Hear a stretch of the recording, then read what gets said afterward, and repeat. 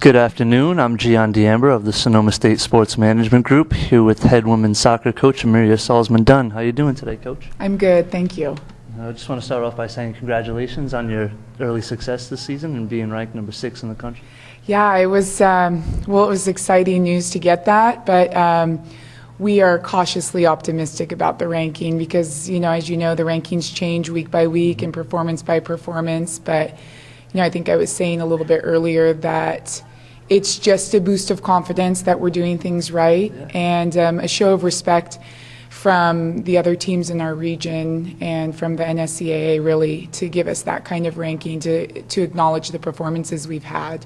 So in one way, we're really excited about it, but on the other hand, we know that it's fleeting, and you never really know where you're going to land the next week. Yeah. With all that excitement being taken into place, you have your home opener tomorrow against San Francisco State at 4 o'clock. And with that big jump from 17 to 6 in the last week, how do you plan on keeping your team focused tomorrow against an SF State team who hasn't really fared too well earlier this season, and keep them from taking them a little bit too lightly?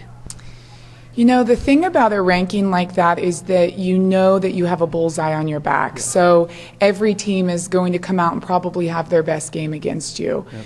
So even though, maybe the track record of the last 4 weeks for San Francisco hasn't been as great as they've been in years past, it really doesn't mean anything until you get to the matchup.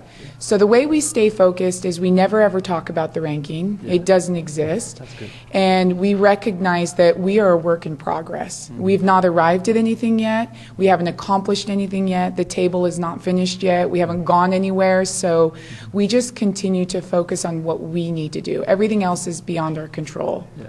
A little too early on in the season it to get with the hype. What would you say are the biggest differences from last year to this year that attribute to your team's early success? What I think is a little bit different about this year is that the players know what my expectations are, and they're really high. Yeah. So there is no confusion about that. There's no wondering what each day is going to bring because they've had a year of that. Yeah. Every player came in fit. That is a huge factor in the success of a program because you have such little time. The responsibility is on the player to get prepared in summer.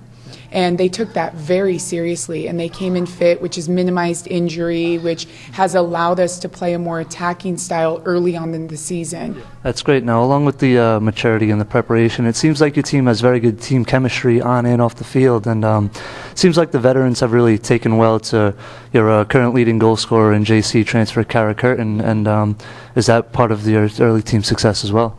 Yeah, every coach knows that you can have all the talent in the world, and if it doesn't get along and it's not harmonious, it can become very self-destructive. So I think the fact that they have had good team chemistry and have accepted each other and recognized the talents that people have to give is a big component of this season. And I think it was at the tail end of spring last year when I mentioned to the girls, you're going to have a talented group. It's what you do with that that's going to determine your ultimate success.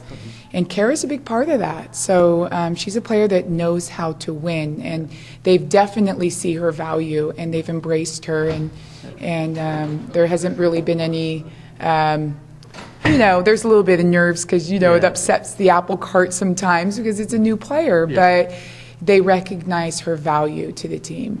Nice. Okay, well, thank you very much for your time today, Coach, and good luck tomorrow and the rest of the season. Thank you. All right, now don't forget to like SMG's Facebook page and go to the Seawolf Sports Network for all your latest news and highlights and updates and schedules on all of the Sonoma State sports this year. And hope to see everybody tomorrow at 1:30 and 4 to support the men's and women's soccer team as they take on SF State right here at the Seawolf Soccer Field. See you next time.